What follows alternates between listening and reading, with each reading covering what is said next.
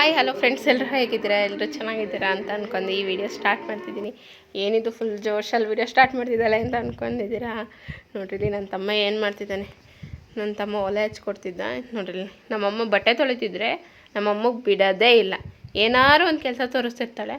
ಅದರಲ್ಲಿ ಬೇರೆ ಅಮ್ಮ ನಾನು ಮಾಡ್ತೀನಿ ಅಂತೇಳಿ ಎಲ್ಪ್ ಮಾಡ್ತಿದ್ಲ. ಅದಾದಮೇಲೆ ನಮ್ಮಮ್ಮ ಬಟ್ಟೆ ತೊಳಿತಿದ್ದಾರೆ ಅಂತ ಹೇಳ್ಬಿಟ್ಟು ನಾನೇ ಮಾಡಿದೆ ತಿಂಡಿ ಮಾಡೋದು. ನನ್ನ ತಮ್ಮ ಇದ್ದನು ನನಗೆ ರೊಟ್ಟಿ ಹಾಕ್ಕೊಡು ಅಂತ ಅಂದ. ಅದಕ್ಕೆ ನೀನು ಒಲೆ ಕಚ್ಚು, ನಾನು ರೊಟ್ಟಿ ಕೊಡ್ತೀನಿ ಅಂತ ಹೇಳಿದೆ. ಅದಕ್ಕೋಸ್ಕರ ಅವನೇ ಏನು ಮಾಡ್ದೆ, ಒಲೆ ಹಚ್ಚಿದ್ದ. ಅವನಿಗೆ ರೊಟ್ಟಿ ಅಂದರೆ ಫೇವ್ರೆಟ್. ರಾಗಿ ರೊಟ್ಟಿ ಅಂದರೆ ಸಿಕ್ಕಾಪಟ್ಟೆ ಇಷ್ಟಪಡ್ತಾನೆ. ನಮ್ಮನೇಲಿ ರೊಟ್ಟಿನೆಲ್ಲ ಒಲೆ ಮೇಲೆ ಹಾಕೋದು, ಯಾಕೆಂದರೆ ನೀಟಾಗಿ ಬೇಯಲ್ಲ. ಗ್ಯಾಸ್ ಮೇಲಾದರೆ ಚಿಕ್ಕ ಚಿಕ್ಕ ಪೂರಿ ಥರ ಹಾಕಬೇಕು. ಅದೇ ಗ್ಯಾಸ್ ಮೇಲಾದರೆ ತುಂಬ ಚೆನ್ನಾಗಿ ಬರ್ತಾವಲ್ಲ, ಒಲೆ ಮೇಲೆ ಆದರೆ ತುಂಬ ಚೆನ್ನಾಗಿ ಬರುತ್ತೆ ರೊಟ್ಟಿ. ಅದಕ್ಕೋಸ್ಕರ ಒಲೆ ಮೇಲೆ ಹಾಕ್ತಿದ್ವಿ. ಅವನು ಎಲ್ಲ ಹೆಲ್ಪ್ ಮಾಡ್ಕೊಡ್ತೀನಿ ಅಂತ ಹೇಳ್ಬಿಟ್ಟು ಮಾಡ್ತಿದ್ದ. ನೋಡಿರಿ, ಇದನ್ನು ರಾಗಿ ಹಿಟ್ಟ ನಾನು ಬಿಸಿನೀರಲ್ಲಿ ಕಲಿಸ್ಕೊಂಡೆ. ಸುಡ್ತಿತ್ತು, ಅದಕ್ಕೆ ಸ್ವಲ್ಪ ಹಾರ್ಕೊಳ್ಳಿ ಅಂತ ಹೇಳ್ಬಿಟ್ಟು ಅದನ್ನು ಕಲಸಿಟ್ಬಿಟ್ಟು ಆಮೇಲೆ ಆಚೆ ಬಂದರೆ ನಮ್ಮಮ್ಮ ಬೇಡ ನೀನು ಒಳಗೆ ಹೋಗು ಶೀತ ಅಂತೇಳಿ ಹೇಳಿ ಕಳಿಸಿದ್ದೆ. ಆದರೆ ನನ್ನ ಮಗಳೇನು ಮಾಡ್ತಿದ್ದಾಳೆ ನೋಡಿರಿ, ಅಲ್ಲಿಂದ ಒಳಗಡೆಯಿಂದ ಆಚೆಯಿಂದ ಬಂದುಬಿಟ್ಟು ಒಳಗಡೆಯಿಂದ ಮತ್ತೆ ಸ್ಲಿಪ್ಪರ್ ಹಾಕೊಂಡು ಹೋಗ್ತಿದ್ದಾಳೆ. ನಾನು ಹೆಲ್ಪ್ ಮಾಡ್ತೀನಿ ಅಂತ. ಅದಕ್ಕೆ ಪಕ್ಕದ ಮನೆಯವ್ರು ಬಂದರೆ ಅಷ್ಟೊತ್ತಿಗೆ ಹೇಳ್ತಿದ್ರು, ಬಿಡು ನೀನು ಒಣಾಕ್ಬಿಡ, ನಿಮ್ಮಮ್ಮ ಒಣಾಕತ್ತೆ ಅಂದರೆ ಇಲ್ಲ ನಾನು ಒಣಗಬೇಕು ಅಂತ ಹೇಳ್ಬಿಟ್ಟು ಅವ್ರ ಹತ್ರನೂ ಸ್ವಲ್ಪ ಭಾಷಣ ಮಾಡ್ಕೊಂಡು ತಲೆರಟೆ ಮಾಡ್ಕೊಂಡು ನಾನು ಒಣಾಕ್ತೀನಿ ಅಂತ. ಆ ಚಡ್ಡಿ ಬಿಡೋಂಗೆ ಇಲ್ಲ, ಅವಳದೇ ಅದು ಬಟ್ಟೆ. ಅದಕ್ಕೆ ನಾನೇ ಹಾಕ್ತೀನಿ ಅಂತ ಅದನ್ನೆಲ್ಲ ಇಟ್ಬಿಟ್ಟು ಬಂದಿದ್ಲು. ಇವಾಗ ಒಣಾಕಕ್ಕೆ ಅಂತೇಳಿ ಹೆಲ್ಪ್ ಮಾಡ್ತೀನಿ ಅಂತೇಳಿ ಮಾಡ್ತಾಯಿದ್ಲು. ನಮ್ಮಮ್ಮ ಏನಾದ್ರು ಕೆಲಸ ಮಾಡ್ತಿದ್ರೆ ಅವ್ರ ಹತ್ರ ಹೋಗ್ಬಿಟ್ಟು ಟೆನ್ಷನ್ ಕೊಡೋದೇ ಇವಳು ಕೆಲಸ ಆಗ್ಬಿಡುತ್ತೆ. ಅದಾದಮೇಲೆ ನಾನು ಒಳಗಡೆ ಬಂದೆ, ಏಕೆಂದರೆ ರೊಟ್ಟಿದು ಹಿಟ್ಟೆಲ್ಲ ತಣ್ಣಗಾಗಲಿ ಅಂತೇಳಿ ಇಟ್ಟೋಗಿದ್ನಲ್ಲ. ಬಂದು ನೋಡ್ತಾ ಇದ್ದೆ, ಏಕೆಂದರೆ ಅದು ಮಿದಿ ಬೇಕಲ್ಲ, ಮಿದಿಯೋಕ್ಕೆ ಸ್ವಲ್ಪ ಸುಡ್ತಿದ್ರೆ ಆಗೋಲ್ಲ. ಚೆನ್ನಾಗಿ ಬಿಸಿನೀರು ಕಾಸು ಹಾಕಿರ್ತೀವಲ್ಲ, ಕುದಿಯೋ ನೀರು ಹಾಕ್ಬಿಟ್ಟಿರ್ತೀವಲ್ಲ, ಅದಕ್ಕೆ ನೋಡಿರಿ ಇನ್ನೂ ಸ್ವಲ್ಪ ಕಾವಿತ್ತು, ಹಂಗೆ ಅಂದರೆ ಹೊಗೆ ಬರ್ತಾಯಿತ್ತು ರಾಗಿ ಹಿಟ್ಟಿಂದೆಲ್ಲವ. ಅದಕ್ಕೆ ಸ್ವಲ್ಪ ತಣ್ಣಗಾಗಲಿ ಅಂತೇಳಿ ಹಂಗೆ ಕೈ ಆಡಿಸ್ತಿದ್ದೆ. ಅದಾದಮೇಲೆ ನೋಡಿದೆ, ನೋಡ್ರಿ ಹಿಂಗೆ ಮಾಡಿದರೆ ಸಾಕು ಚೆನ್ನಾಗಿ ಬರ್ತಿತ್ತು ಮಿದ್ಕೊಳ್ಳೋಕ್ಕೆ. ಅಂದರೆ ತುಂಬ ಸುಡ್ತಿರ್ಲಿಲ್ಲ, ಸ್ವಲ್ಪ ಬೆಚ್ಚಗಿತ್ತು. ಏಕೆಂದರೆ ಫುಲ್ ತಣ್ಣಗಾಗ್ಬಿಟ್ರೆ ಮತ್ತೆ ಅದನ್ನು ಮಿದಿಯೋಕ್ಕಾಗಲ್ಲ. ಅದಕ್ಕೆ ಈಗ ಬಿಸಿ ಇದ್ದಾಗಲೇ ಸ್ವಲ್ಪ ಚೆನ್ನಾಗಿ ನಾದ್ಕೋಬೇಕು. ಚೆನ್ನಾಗಿ ನಾದ್ಕೊಂಡ್ರೇ ಅದು ಚೆನ್ನಾಗಿ ಬರೋದು.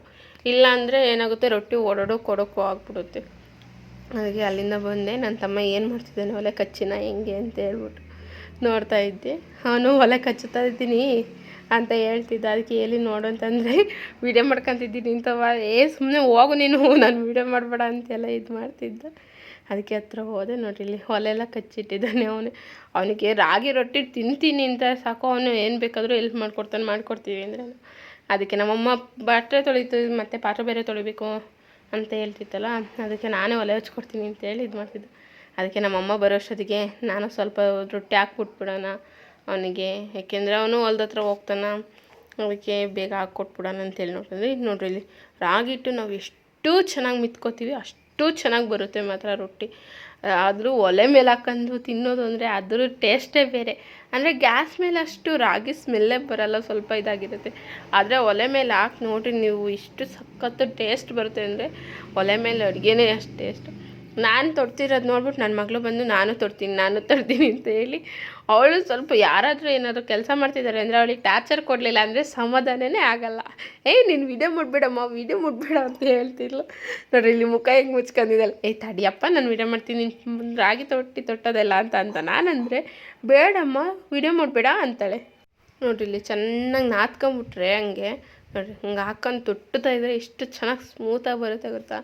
ನಮ್ಮಮ್ಮ ಹಿಂಗೆ ಜಾಸ್ತಿ ತೊಟ್ಟೋದಿಲ್ಲ, ಸ್ವಲ್ಪ ತೊಟ್ಕೊಬಿಟ್ಟು ಅರ್ಕತಾರೆ, ಎಷ್ಟು ಸಕ್ಕತ್ತಾಗಿ ಬರ್ತಾವೆ ರೊಟ್ಟಿ ಗೊತ್ತಾ. ಮತ್ತು ಕೈಯಲ್ಲಿರೋ ಪ್ರಿಂಟ್ ಬರಲ್ಲ, ಹಂಗೆ ಸೂಪರಾಗಿ ಬರ್ತಾವೆ ರೊಟ್ಟಿ. ನೋಡಿರಿ, ಇಲ್ಲಿ ನಾನು ತೊಟ್ಟೋದು ನೋಡಿ ನನ್ನ ಮಗಳು ಎಷ್ಟಾಗಲ ತೊಟ್ಕೊಟ್ಟಿದ್ದಾಳೆ. ಅವಳು 2 ರೊಟ್ಟಿ ತೊಟ್ತೀನಿ ಅಂತೇಳಿ ಅದನ್ನೇ ಇದು ಮಾಡ್ಕೊಂಡು ಅಮ್ಮ ಅವ್ರದ್ದೋಗಿತ್ತು ಇದನ್ನು ತಾಳಮ್ಮ ಅಂತೇಳಿ ಇದು ಮಾಡ್ತಿದ್ಲು. ಅದಕ್ಕೆ ಬೇಡ ನೀನು ಇದನ್ನೇ ಅಂದರೆ ಬೇಡ ನಂಗೆ ಬೇರೆದು ಕೊಡೋದ್ಲು. ಅದಕ್ಕೆ ನಾನೇ ಮಾಡಿದೆ, ಅದನ್ನೇ ಇಸ್ಕೊಬತ್ತು ಮತ್ತೆ ಉಂಡೆ ಮಾಡಿ ಕೊಟ್ಟೆ ಆರಿ ಅಂತ ಹೇಳ್ಬಿಟ್ಟು. ಅದಕ್ಕೆ ಹಂಗೆ ಬೇಡ ಅಂತಿದ್ಲು. ಆಮೇಲೆ ಇಲ್ಲ ನಾನು ವೀಡಿಯೋ ಮಾಡ್ತೀನಿ ನೋಡಿ ಈಗ ಅಂತಂದರೆ ಸುಮ್ಮನೆ ಇರು ಅಂತೇಳಿ ಅದನ್ನೇ ಆರಿತಾಯಿದ್ಲು. ನೋಡ್ರಿ, ನಾನು ಒಲೆಯಲ್ಲಿ ಬೇಯಿಸ್ತಾ ಇದ್ದೆ, ಏಕೆಂದರೆ ತುಂಬ ಉರಿ ಇದ್ದರೆ ನಾನು ಒಬ್ಬಳೇ ಆರಿತಿದ್ನಲ್ಲ. ನಮ್ಮಮ್ಮ ಬರೋವರೆಗೂ ನಿಧಾನಕ್ಕೆ ಇದಾಗಲಿ ಅಂತ ಹೇಳ್ಬಿಟ್ಟು ನಿಧಾನಕ್ಕೆ ಬೇಯಿಸ್ತಾ ಇದ್ದೆ. ನೋಡಿರಿ, ಎಷ್ಟು ಚೆನ್ನಾಗಿ ಸ್ಮೂತಾಗಿ ಬರ್ತವೆ ಅಂದರೆ ಸಿಕ್ಕಾಪಟ್ಟೆ. ರಾಗಿ ರೊಟ್ಟಿ ಹಾಕಕ್ಕೆ ಬರದೇ ಇದ್ದರೂ ಹಾಕ್ತಾರೆ. ನಮ್ಮ ಮನೇಲಿದ್ದಾಗ ಫಸ್ಟು ರಾಗಿ ರೊಟ್ಟಿ ಹಾಕ್ತಾನೆ ಇರಲಿಲ್ಲ. ನಮ್ಮ ಹಸ್ಬೆಂಡ್ ಮನೆಗೆ ಬಂದಾಗಿಂದ ರಾಗಿ ರೊಟ್ಟಿ ನನಗೂ, ಯಾಕೆಂದರೆ ಅಲ್ಲೇ ಆದರೆ ಅಮ್ಮ ಮಾಡ್ಕೊಡೋದು ತಿಂತಿದ್ದೆ, ಇಲ್ಲಾಂದರೆ ಯಾರೂ ಮಾಡ್ಕೊಡೋರಿಲ್ವಲ್ಲ, ಅದಕ್ಕೆ ತಿನ್ಬೇಕು ಅನ್ಸುತ್ತೆ. ಹಂಗಾಗಿ ನಾನೇ ಸ್ವಲ್ಪ ಇವಾಗ ಕಲ್ತಿದ್ದೀನಿ, ಮತ್ತು ತೊಟ್ಟೋದೆಲ್ಲ ಕಲ್ತಿದ್ದೀನಿ. ನೋಡ್ರಿ ಎಷ್ಟು ಚೆನ್ನಾಗಿ ತೊಟ್ಟಿದ್ದೀನಿ. ನಾನು ರೊಟ್ಟಿ ನೋಡಿದ್ರೆ ನನಗೇ ನಗು ಬರುತ್ತೆ, ತಿನ್ಬೇಕಂತ ಆಸೆ ಆಗುತ್ತೆ. ಯಾಕೆಂದರೆ ನಾನು ಹಿಂಗಾಗಿದ್ದೀನ ಅಂತ ಅಷ್ಟು ಆಶ್ಚರ್ಯ ಆಗುತ್ತೆ. ರಾಗಿ ರೊಟ್ಟಿ ಸ್ಪೆಷಲ್ ನೋಡ್ರಿ, ಏನು ಸಕ್ಕದಾಗ ಬಂದು ರಾಗಿ ರೊಟ್ಟಿ. ಈಗಲೇ ಬಾಯಲ್ಲಿ ನೀರು ಬರ್ತಿದೆ. ಯಾಕೆ ಗೊತ್ತಾ, ಒಲೆ ಮೇಲೆ ಅಷ್ಟು ಟೇಸ್ಟ್, ಅದಕ್ಕೋಸ್ಕರನೇ ನೋಡ್ರಿ. ಯಾರಾದರೂ ನೀವು ಹೊಸ್ದಾಗೆ ರಾಗಿ ರೊಟ್ಟಿ ಹಾಕ್ತಿದ್ದೀರಾ ಅಂತ ಅಂದರೆ ನೋಡಿರಿ, ಕಲ್ತ್ಕೊಳ್ರಿ. ಮಾತ್ರ ರಾಗಿ ರೊಟ್ಟಿ ಒಲೆ ಮೇಲೆ ಬೇಯಿಸಿದ್ರೆ ಅಷ್ಟೇ ಟೇಸ್ಟು. ಆದರೆ ಆಗಿನ ಕಾಲದವರಷ್ಟು ನಮಗೆ ರಾಗಿ ರೊಟ್ಟಿ ಹಾಕಕ್ಕೆ ಬರೋಲ್ಲ. ಏಕೆಂದರೆ ಒಂದೊಂದು ಅಗಲ ರೊಟ್ಟಿ ಅಂದರೆ ಸಿಕ್ಕಾಪಟ್ಟೆ ಅಗಲ ಇರೋ, ನಾವೆಲ್ಲ ಈಗ ಚಿಕ್ಕಾಗಿ ಹಾಕ್ತೀವಿ ನೋಡಿರಿ. ಅದಾದಮೇಲೆ ನನ್ನ ಮಗಳು, ಅಮ್ಮ ನಿಂಗೆ ಕೊಡಿಲಿ ಅಂತ ಹೇಳಿದ್ರು. ನಾನು ಯಾಕೆ ಇಸ್ಕೊಂಡು ಹೋಗ್ತಾಳೆ ಅಂತ ನಾನು ಅನ್ಕೋತಿದ್ದೀನಿ. ಅವಳು ಏನು ಮಾಡ್ತಿದ್ದಾಳೆ ಅಂದರೆ, ನಮ್ಮಮ್ಮ ಬಟ್ಟೆನೆಲ್ಲ ಒಣಾಕ್ಬಿಟ್ಟು ಬಂದು ಪಾತ್ರೆ ತೊಳಿತಾಕೋತಿದ್ದಾರೆ. ನನಗೆ ಗೊತ್ತಿಲ್ಲ, ಅದಕ್ಕೆ ಪಾತ್ರೆ ತೊಳಿತಿದ್ದಾರೆ, ನಾನು ಬಟ್ಟೆನೇ ತೊಳಿತಿದ್ದಾರೆ ಅನ್ಕೊಂಡಿದ್ದೀನಿ. ಅವ್ರು ಬಂದು ಪಾತ್ರೆ ತೊಳಿತಿದ್ದಾರೆ, ಅದಕ್ಕೆ ನಾನು ವೀಡಿಯೋ ಮಾಡ್ಕೊಬರ್ತೀನಿ ಅಂತೇಳಿ ಇಸ್ಕೊಂಬಂದು. ನೋಡಿರಿ ಎಷ್ಟು ಕ್ಲಿಯರಾಗಿ ನನ್ನ ಮಗಳು ವೀಡಿಯೋ ಮಾಡ್ಕೊಂಬಂದಿದೆ. ಅವಳಿನ್ನೂ ಚಿಕ್ಕವಳಲ್ವ, 2.5 ವರ್ಷ ಅಲ್ವಾ, ಹಂಗಾಗಿ ಅವಳಿಗೆ ಎಷ್ಟು ಬರುತ್ತೋ ಅಷ್ಟು ವೀಡಿಯೋ ಮಾಡ್ಕೊತಾಳೆ. ನೋಡಿರಿ ವೀಡಿಯೋ ಮಾಡ್ಕೊಬಂದೆ ಕಣಮ್ಮ ಅಂತೇಳಿ ಕೊಟ್ಲು ನನ್ನ ಕೈಲಿ. ನೋಡ್ರಿ ಅದನ್ನೇ ನೋಡ್ರಿ, ಹಿಂಗೆ ತೆಗೆದ್ಬಿಟ್ಟು ಅಮ್ಮ ರೊಟ್ಟಿ ಅರ್ದಿದ್ದೀನಿ ಅಂತೇಳಿ ಇನ್ನೊಂದು ಗಂಟೆ ಕೊಟ್ಟೆ ರೊಟ್ಟಿ ಮಾಡಪ್ಪ ಅಂತ ಹೇಳ್ಬಿಟ್ಟು ನೋಡ್ರಿ ಹೆಂಗಿದು ಮಾಡ್ತಾವಳೆ. ಅದಾದಮೇಲೆ ನಮ್ಮ ಅಜ್ಜಿ ಫೋನ್ ಮಾಡಿತ್ತು. ನಮ್ಮ ಅಜ್ಜಿ ಹತ್ರ ಮಾತಾಡ್ಕೊಂಡು ನಮ್ಮಮ್ಮ ಫೋನ್ ಕೊಟ್ಟು ಬರೋಕ್ಕೆ ಹೋಗಿಲ್ಲ. ಅಷ್ಟೊತ್ತಿಗೆ ನಾನು ಆಫ್ ಮಾಡ್ಕೊಂಡಿದ್ದೆ. ನೋಡಿ ಅಮ್ಮ ಇಲ್ಲಿ ಎಷ್ಟು ಚೆನ್ನಾಗಿ ಅರ್ದಿದ್ದೀನಿ, ನಿಜ ಪ್ರಾಮಿಸ್, ನೀವು ನಂಬ್ತಿರೋ ಬಿಡ್ತಿರೋ ಗೊತ್ತಿಲ್ಲ. ಆ ರೊಟ್ಟಿಗಳು ಮಾತ್ರ ಅವಳೇ ಅರ್ದಿರೋದು, ಅಂದರೆ ಕೈಯಲ್ಲಿ ತೊಟ್ಟಿರೋದು. ನಾನು ಉಂಡೆ ಮಾಡಿ ಹಿಂಗೆ ಅದನ್ನು ಕೊಟ್ಟೆ, ಅದ್ರ ಮೇಲೆ ಸ್ವಲ್ಪ ಪ್ರೆಸ್ ಮಾಡ್ಕೊಂಡು ಅರ್ದಿದ್ದಾಳೆ. ನನ್ನ ಮಕ್ಳಿಗೆ ಬೇಗ ಅಡುಗೆ ಮಾಡೋದು ಕಲ್ತ್ಬಿಟ್ರೆ ಸಾಕಪ್ಪ. ಯಾಕೆಂದರೆ ಹೆಲ್ಪಿಂಗ್ ನೇಚರ್ ತುಂಬ ಇರುತ್ತೆ. ನನಗೆ ಇವಾಗಲೇ ಎಷ್ಟು ಹೆಲ್ಪ್ ಮಾಡಿಕೊಡ್ತಾಳೆ ಅಂದರೆ ಸಿಕ್ಕಾಪಟ್ಟೆ ಹೆಲ್ಪ್ ಮಾಡಿಕೊಡ್ತಾಳೆ. ನೋಡ್ರಿ ಇಲ್ಲಿ ಅವಳೇ ರೊಟ್ಟಿ ತೋರಿಸ್ತಿದ್ದಾಳೆ, ಅಮ್ಮ ನೋಡಮ್ಮ ಇಲ್ಲಿ ಅಂತ.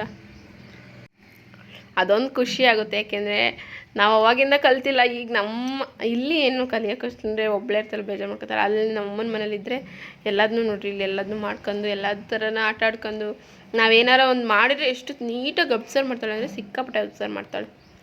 ಅವಳು ಹಂಗೆ ಮಾಡ್ತಿದ್ದಾಳೆ ಅಂತ ನೋಡೋ ಅಷ್ಟೊತ್ತಿಗೆ ನನ್ನ ರೊಟ್ಟಿನ ಸೀದಾಗ್ಬಿಟ್ಟೈತಿ. ನೋಡ್ರಿ ಹೆಂಗಾಗೈತೆ ರೊಟ್ಟಿ. ನನ್ನ ತಮ್ಮ ನೋಡಿದ್ರೆ ಬೈದೇ ಬಿಡ್ತಾನೆ, ಅಕ್ಕ ನೀನು ರೊಟ್ಟಿ ಮಾಡೆ ಅಂದರೆ ನೀನು ಎಲ್ಲ ಸೀಸ್ಕೊಂಡು ಕೂತೀಯ ವೀಡಿಯೋ ಮಾಡ್ಕೊಂಡು ಅಂತ ಬೈದೇ ಬಿಡ್ತಾನೆ. ಹಂಗಾದ್ರೂ ಅವ್ನು ಇಲ್ವಲ್ಲ ಅಂತೇಳಿ ಬೇಗ ಎಣ್ಣೆ ಅಂತಿದ್ದೀನಿ, ಎಣ್ಣೆ ಅನ್ನೋದೇ ಬರುತ್ತೆ. ನೀರನ್ನೆಲ್ಲ ಹಚ್ಬೇಕು. ನೀರು ಹಚ್ಬಿಟ್ಟು ಚೆನ್ನಾಗಿ ಬೆಂದಿದ್ದಲ್ಲ, ಈಗ ಮಗ್ಚಾಕಬೇಕು. ಅದನ್ನು ಮಗ್ಚಾಕಿದ್ರೆ ಚೆನ್ನಾಗಿ ಬೇಯುತ್ತೆ. ಅದಾದಮೇಲೆ ನೋಡಿರಿ, ಈ ಥರ ಮಗ್ಚಾಕಿ ಆದಮೇಲೆ ಚೆನ್ನಾಗಿ ಬೇಯಿಸ್ಬೇಕು. ಹಿಂಗೆ ಅದು ನೀರು ಹಚ್ಚಿರ್ತೀವಲ್ಲ ಅಂಟ್ಕೊಬಿಡುತ್ತೆ ಅಂಚು. ಇದು ಅಂಚೆಲ್ಲ ಈ ಥರ ಆಗೈತೆ ಅಂತ ಯಾರೋ ಏನೋ ಅನ್ಕೊಬಿಡಿ. ಯಾಕೆಂದರೆ ಅದು ಅಂಚು ಹಂಗೆ ರೊಟ್ಟಿ ಹಾಕೋದು, ನೀರು ಹಾಕ್ತಿರ್ತೀವಲ್ಲ ಅದು ಹಂಗೆ ಆಗುತ್ತೆ. ಅದಾದಮೇಲೆ ಸಂಜೆ ನಮ್ಮ ಅಮ್ಮನ ಹತ್ರ ಆಟ ಆಡ್ತಿದ್ದಾಳೆ. ನೀನು ಊಟ ಮಾಡಮ್ಮ ಅಂತೇಳಿ. ನಮ್ಮಮ್ಮ ಸಾಕು ಅಂತಿದ್ದಾರೆ. ನೋಡ್ತಾರೆ, ಹಾಕ್ತೀನಿ ವಿಡಿಯೋ.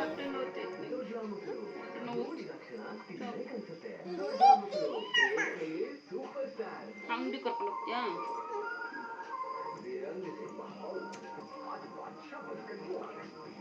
ಒಂದು ವರ್ಷ ಉಳಿಸ್ತೇವೆ, ಒಗಿತಿದ್ದೀನಿ ಒಂದು ವರ್ಷ ಉಳಿಸ್ತೀಯ, ನಿಧಾನಕ್ಕೆ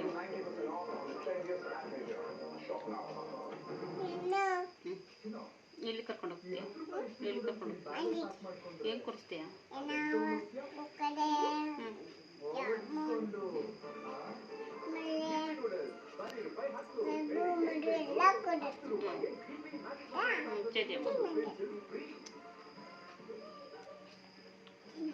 ಸಾಕು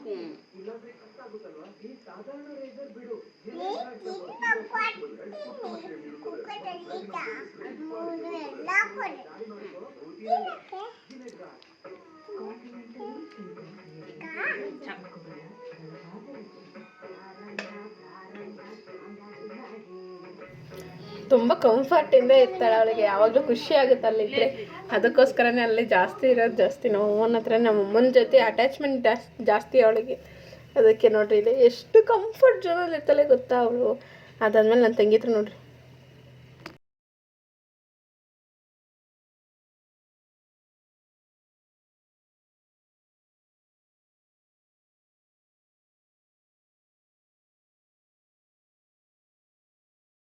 ಕಾಫಿ ಇಟ್ಕೊಳ್ಳೋಕ್ಕೆ ಟಾರ್ಚರ್ ಕೊಡ್ತಾಳೆ. ಅದಾದಮೇಲೆ RCB ಮ್ಯಾಚ್ ಇತ್ತಲ್ಲ, RCB ಮ್ಯಾಚ್ ವಿನ್ ಆಗಿತ್ತಲ್ಲ ಇವತ್ತು. ಅದಕ್ಕೋಸ್ಕರ ನನ್ನ ತಮ್ಮ ಏನು ಮಾಡ್ದ, ಎಲ್ರಿಗೂ ಪಾರ್ಟಿ ಕೊಡ್ತೀನಿ ಕಿಟ್ಟಿ ಪಾರ್ಟಿ ಅಂತ ಹೇಳ್ಬಿಟ್ಟು ಪಾರ್ಟಿ ಮಾಡೋಣ ಇವತ್ತು RCB ವಿನ್ ಆಗಿರೋದಕ್ಕೆ 18 ವರ್ಷಕ್ಕೆ ಆಗಿರೋದು ಅಂತ ಹೇಳ್ಬಿಟ್ಟು ನೋಡ್ರಿ ಎಲ್ಲ ಸ್ಟೇಟಸ್ಸಲ್ಲೂ RCB ಮ್ಯಾಚಿಂದ ಇದ್ದಿದ್ದು. ಯಾರು ನೋಡ್ತಾರೋ ಬಿಡ್ತಾರೋ ಗೊತ್ತಿಲ್ಲ ಕ್ರಿಕೆಟ್, ಆದರೆ RCB ಮ್ಯಾಚ್ ಅಂತೂ ಹಾಕಿದ್ರಲ್ಲ. ಅದಾದಮೇಲೆ ಅವತ್ತು ನಮ್ಮ ದೇವಸ್ಥಾನದ ಪೂಜೆ ಇತ್ತು. ದೇವಸ್ಥಾನದ ಪೂಜೆನೆಲ್ಲ ಮಾಡ್ಕೊಬರೋಕ್ಕಿಂತ ನನ್ನ ತಮ್ಮ ಹೊರಟಿದ್ದ. ಅಷ್ಟೊತ್ತಿಗೆ ನನ್ನ ತಂಗಿರು ಪ್ರಸಾದಕ್ಕೆಲ್ಲ ರೆಡಿ ಮಾಡ್ಕೊಂಡಿದ್ರು. ಅಳಿಸ್ನಣ್ಣಿ ಪಲಾರ ಮತ್ತು ಹೆಸ್ರು ಕಾಳು ಸೌತೆಕಾಯಿ ಎಲ್ಲ ಸೇರಿಸಿ ಪಲಾರ. ನೋಡಿರಿ ನನ್ನ ಮಗಳು ಅಷ್ಟೊತ್ತಿಗೆ ಬಿಸಿನೀರು ಇಟ್ಸ್ಕೊಂಡು ಬಿಸಿನೀರಲ್ಲಿ ರಸಕ್ಕೆ ತಿಂತಿದ್ದಾಳೆ. ಅವಳಿಗೆ ಹೊಟ್ಟೆ ಹಸ್ಬಿಟ್ಟಿತ್ತೇನೋ. ನಾವು ಕಾಫಿ ಕುಡಿದ್ವಲ್ಲ, ಅದಕ್ಕೆ ಅವಳಿಗೂ ಕಾಫಿ ಬೇಕು ಅಂತಿದ್ದೆ. ಅದಾದಮೇಲೆ ನೋಡಿರಿ ನನ್ನ ತಮ್ಮನ ಜೊತೆ ಎಷ್ಟು ಚೆನ್ನಾಗಿ ಆಟ ಆಡ್ತಾಳೆ. ಇದಕ್ಕೆ ಅವಳು ತುಂಬ ಇಷ್ಟಪಡ್ತಾಳೆ. ಇಲ್ಲಿದ್ದರೆ ಒಂಟಿಯಾಗಿರ್ಬೇಕು, ಅಲ್ಲಿದ್ದರೆ ತುಂಬ ಜನ ಇರ್ತಾರೆ, ಎಲ್ಲ ಇರ್ತಾರೆ, ಅಕ್ಕಪಕ್ಕ ಮನೆಯವರೆಲ್ಲ ಇರ್ತಾರೆ. ಅದಕ್ಕೋಸ್ಕರ ಅಲ್ಲಿ ಇಷ್ಟಪಡ್ತಾಳೆ. ನೋಡ್ರಿ ನನ್ನ ತಂಗಿ ನನ್ನ ತಮ್ಮನ ಯಾವ ರೀತಿ ಆಟ ಆಡಿಸ್ತಾ ಇದ್ದಾರೆ ಅವಳು ನಮಗೆ ಟಾರ್ಚರ್ ಕೊಡ್ತಾರೆ ಹೆವಿ. ಅದಕ್ಕೋಸ್ಕರನೇ ಅವಳಿಗೆ ಒಂದೊಂದ್ಸಲ ಈ ಥರ ಟಾರ್ಚರ್ ಕೊಡ್ತಾರೆ ನನ್ನ ತಂಗಿನ ನನ್ನ ತಮ್ಮನ. ನೋಡ್ರಿ ಹೆಂಗೆ ಆಟ ಆಡ್ತಿದ್ದಾರೆ ಅಂದರೆ ಸಿಕ್ಕಾಪಟ್ಟೆ. ನಿಜವಾಗ್ಲೂ ವಾಯ್ಸ್ ಹಾಕಿದರೆ ನೀವು ಏನಂತಿದ್ರೋ ಗೊತ್ತಿಲ್ಲ. ಅದಾದಮೇಲೆ ಅಲ್ಲಿ ಪೂಜೆ ಎಲ್ಲ ಮುಗಿಸ್ಕೊಂಡು ಮತ್ತೆ ದೇವಸ್ಥಾನಕ್ಕೆ ಹೋಗಿತ್ತು. ಅದಕ್ಕೆ ನಾನು ಮತ್ತು ಇನ್ನೊಬ್ಬ ತಮ್ಮನ ಸೇರ್ಕೊಂಡು ದೇವಸ್ಥಾನಕ್ಕೆ ಹೋಗೋಣ ನಮ್ಮ ಹಸ್ಬೆಂಡು ಅಂತ ಹೇಳ್ಬಿಟ್ಟು ಬಂದು ಹೂವು ಹಣ್ಣು ಎಲ್ಲ ಕಾಯಿ ತೊಗೊಂಬಿಟ್ಟು ದೇವಸ್ಥಾನಕ್ಕೆ ಹೊರಟ್ವಿ. ದೇವಸ್ಥಾನಕ್ಕೆ ಹೋಗೋಷ್ಟೊತ್ತಿಗೆ ಟೈಮ್ ಆಗಿಬಿಡುತ್ತೆ ಬೇಗ ಅಂತೇಳಿ ನಾವು ಅರಸೀಕೆರೆಗೆ ಬಂದಿದ್ದಲ್ಲ. ಅದಕ್ಕೆ ಅಲ್ಲಿಂದ ಹೊರಟ್ವಿ. ನಾನು ಮತ್ತು ನಮ್ಮ ಹಸ್ಬೆಂಡ್ ಒಂದು ಬೈಕಲ್ಲಿ, ನನ್ನ ತಮ್ಮ ಒಂದು ಬೈಕಲ್ಲಿ ಬಂದಿದ್ದು. ಬೈಕಲ್ಲೆಲ್ಲ ಹೊರಟ್ವಿ. ನನ್ನ ತಮ್ಮ ಹೋಗ್ತಿದ್ನಲ್ಲ ಅವ್ನು ವೀಡಿಯೋ ಮಾಡ್ತಿದ್ದೆ. ಅದಕ್ಕೆ ಇವಳು ಬರೀ ವೀಡಿಯೋನೇ ಆಯಿತು. ನಿಧಾನಕ್ಕೆ ಕುತ್ಕೋಬೇಕೇಗೆ ಅಂತೇಳಿ ಹೇಳ್ತಿದ್ದ. ಆಮೇಲೆ ಅದಾದಮೇಲೆ ನಮ್ಮದು ಒಂದು ಇಲ್ಲಿಂದ ಫೋಟೋ ತಗೊಂಡು ಅದಾದಮೇಲೆ ನನ್ನ ಮಗಳು ವೀಡಿಯೋ ಮಾಡಿರೋದು ನೋಡಿರಿ ದೇವಸ್ಥಾನದಲ್ಲಿ. ನನಗೆ ಗೊತ್ತಿಲ್ಲ ಹಂಗೆ ವೀಡಿಯೋ ಮಾಡಿದ್ದಾಳೆ ದೇವಸ್ಥಾನದಲ್ಲಿ ನನ್ನ ಮಗಳು.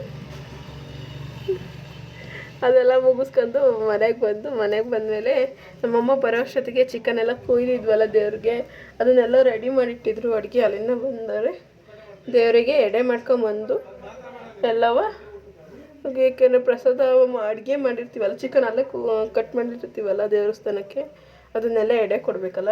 ಎಡೆ ಎಲ್ಲ ಕೊಟ್ಟು ಬಂದ್ಬಿಟ್ಟು ಊಟ ಮಾಡಬೇಕು ಅಂತ ಹೇಳ್ಬಿಟ್ಟು ರೆಡಿ ಮಾಡ್ತಿದ್ವಿ. ಏಕೆಂದರೆ ಎಡೆ ಕೊಡೋವ್ರಿಗೂ ಯಾರೂ ಊಟ ಮಾಡೋಂಗಿಲ್ಲ ಮತ್ತು ಇದನ್ನು ನೋಡೋಂಗಿಲ್ವಲ್ಲ. ಪ್ರಸಾದ ಮೇಲೆ ಗೊತ್ತೇ ಇರುತ್ತೆ, ಆಲ್ಮೋಸ್ಟ್ ಅಲ್ಲಿ ನಮ್ಮ ಕಡೆಯವ್ರಿಗೆ ಎಲ್ಲರಿಗೂ ಗೊತ್ತೇ ಇರುತ್ತೆ ನಾವು ಹೇಗೆ ದೇವಸ್ಥಾನಕ್ಕೆಲ್ಲ ಇದು ಮಾಡ್ತೀವಿ ಅಂತ. ನೋಡ್ರಿ ನನ್ನ ಮಗಳ ಏನಾರು ಒಂದೊಂದು ಮಾಡ್ತಿರ್ಬೇಕು. ಅವಳು ಫ್ರೀಯಾಗಿ ನಿಂತಿರ್ತಾಳೆ, ಸೈಲೆಂಟಾಗಿ ಇರ್ತಾಳೆ ಅನ್ನೋದೇ ಗೊತ್ತಿಲ್ಲ. ಅವಾಗ ಹುಷಾರಿರ್ಲಿಲ್ವಲ್ಲ, ಆವಾಗ ಒಂದು ಟೈಮ್ ನೋಡ್ರಿ ನಮಗೆ ಬೇಜಾರಾಗೋಗಿತ್ತು. ಅವಳು ಹುಷಾರಿಲ್ದಾಗ ಅಷ್ಟು ಸೈಲೆಂಟಾಗಿದ್ದಿದ್ದು. ಅವಳು ಸೈಲೆಂಟ್ ನೋಡಿ ನಮಗೆ ಭಯ ಆಗ್ಬಿಟ್ಟಿತ್ತು. ಇವಾಗ ನೋಡಿ ಹಿಡಿಯೋಕ್ಕೆ ಆಗಲ್ಲ, ಅಷ್ಟು ಡೇಂಜರಸ್ ಪಾರ್ಟಿಗಳು ನನ್ನ ಮಗಳು. ಅದನ್ನು ಹೆಂಗೆ ಮೇಂಟೈನ್ ಮಾಡೋದು ಅಂದ್ರೆ ಸಿಕ್ಕಾಪಟ್ಟೆ ಕಷ್ಟ. ಇಲ್ಲಿ ಅಂತೂ ರೋಡ್ ಸೈಡ್ ಇರೋದಕ್ಕೆ ನೋಡ್ರಿ ಇಲ್ಲಿ ವಾಯ್ಸ್ ಓವರ್ ಕೊಡ್ತಿದ್ದೀನಿ. ಗಾಡಿಗಳು ಎಷ್ಟು ಓಡಾಡ್ತಿದ್ದಾರೆ, ವೆಹಿಕಲ್ಸ್ಗಳು.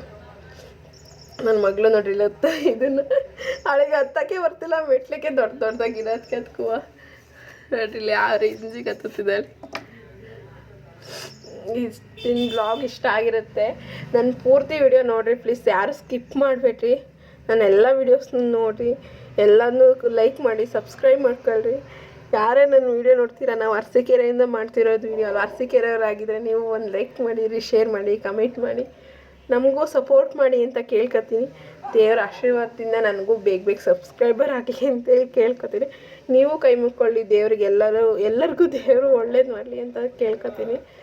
ಯಾಕೆಂದರೆ ಯಾರಿಗೂ ಕಷ್ಟ ಬರದೇ ಇರೋ ಥರ ಇರಲ್ಲ, ಆದರೆ ಕಷ್ಟ ಬಂದಿದ್ದನ್ನೆಲ್ಲ ಎದುರಿಸ್ಕನ್ಸು ಧೈರ್ಯವಾಗಿ ಮುನ್ನುಗ್ಗು ಅಂತ ಧೈರ್ಯ ತುಂಬಲಿ ಅಂತ ಹೇಳ್ಬಿಟ್ಟು ದೇವ್ರ ಹತ್ರ ಪ್ರಾರ್ಥಿಸ್ತೀನಿ ನಾನು. ನೋಡ್ರಿ ನನ್ನ ಮಗಳು ಪೂಜೆ ಮಾಡೋಕ್ಕೆ ಹೊರಟಿದ್ದಾಳೆ. ಇಷ್ಟ ಆಗಿತ್ತು ನನ್ನ ಬ್ಲಾಗು ಫುಲ್. ಎಲ್ಲರೂ ವಿಡಿಯೋ ನೋಡಿರಿ. Thank you for watching. Jai Anjaneya. ಎಲ್ರಿಗೂ ಒಳ್ಳೇದು ಮಾಡಿ.